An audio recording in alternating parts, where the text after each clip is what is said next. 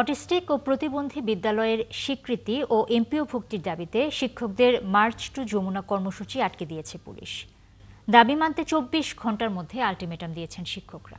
এছাড়াও জাতীয়করণের দাবিতে ২২ দিনের মতো প্রেসক্লাবের সামনে অবস্থান করছেন ইবতেদায়ী মাদ্রাসার শিক্ষকরা।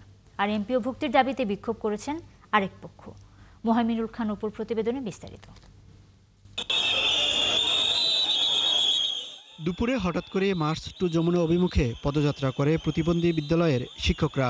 তাদের দাবি দিতে হবে স্বীকৃতি। ৪ গুণ শক্তিশালী এনজাইম ও অধিক ফেনা সমৃদ্ধ অরিক্স সিলভার ওয়াশ মাত্র ৭০ টাকায়। আর এমপিওভুক্ত করতে হবে তাদের। এ সময় জাতীয় প্রেস ক্লাবের সামনে ব্যারিকেড দিয়ে তাদের আটকে দেয় পুলিশ।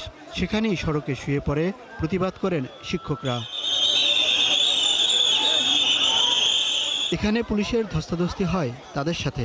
এ সময় একজনকে আটক করলেও পরে ছেড়ে দেওয়া হয়। যতক্ষণ পর্যন্ত আমাদের দাবি আদায় না হবে ততক্ষণ পর্যন্ত আমরা রাজপথ ছাড়বো না। সামনে আরো কঠোর আন্দোলনের জন্য প্রস্তুত আছি।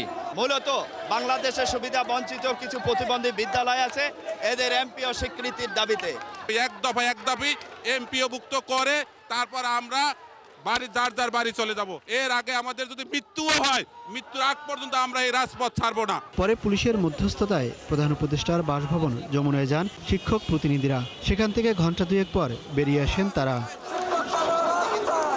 আমরা যেভাবে দাঁড়িয়েছি, বিজয় না নিয়ে আমাদের মৃত্যু হবে না ইনশাআল্লাহ। লিখিত ছাড়া বাড়িতে যাব? আমরা লিখিত নিয়ে বাড়িতে যাব। এই ৭ দিন আমরা মাঠে আসব। বৃহস্পতিবার আবার মার্চ টু সচিবালয়। উপদেষ্টা এবং সচিব তাদের দায়িত্ব থেকে আমাদেরকে কি বলেন, কি আশ্বস্ত করেন? যে কাজ প্রধান উপদেষ্টার নির্দেশে হয়, শুধু স্বীকৃতিটুকু উপদেষ্টা চাইলেই পারেন।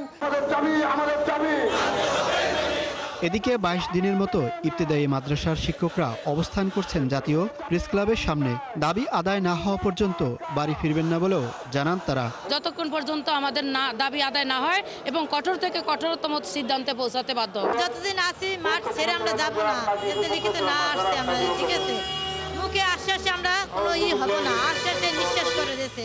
আর স্বীকৃতি থাকলেও এমপিওভুক্ত না করায় বিক্ষোভ করছেন আরও একদল শিক্ষক। তারা সচিবালয়ের দিকে যেতে চাইলে আটকে দেয় পুলিশ। মোহাইমিনুল খান অপু, ৭১, ঢাকা।